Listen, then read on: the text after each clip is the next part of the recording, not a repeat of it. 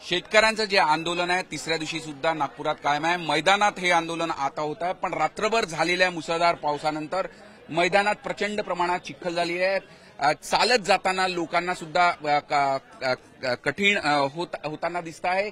एकूणच आंदोलनाची धग कायम आहे। आज शेतकरी नेते तिकडे मुंबईत चर्चेला जातील, तर दुसरीकडे आंदोलक जे आहे ते इथे मंडपात उपस्थित आहे आणि दुसरीकडे पाऊस सुद्धा कोसळत असल्यामुळे प्रचंड असा चिखल या संपूर्ण परिसरात झालेला आहे आणि कसरत करत अक्षरशः त्यांना मंडपापर्यंत पोहोचावं लागतं। चिखलानी पूर्ण परिसरात माखलेला आहे, म्हणजे मुख्य रस्त्यापासून इथपर्यंत येईपर्यंत प्रचंड तारांबळ किंवा कसरत करतच इथपर्यंत यावं लागतंय। एकूणच आंदोलनाची धग कायम आहे। आंदोलक कुठेही अजून थांबलेले नाही। जिथपर्यंत संपूर्ण कर्जमाफी आणि इतर सगळ्या मागण्या पूर्ण होत नाही तिथपर्यंत आमचं आंदोलन कायम राहणार आहे। या मागणीवर ते सगळे ठाम आहे। झी मीडियासाठी व्हिडिओ जर्नलिस्ट रत्नश्री सातपुतेसह अमर काणे, नागपूर।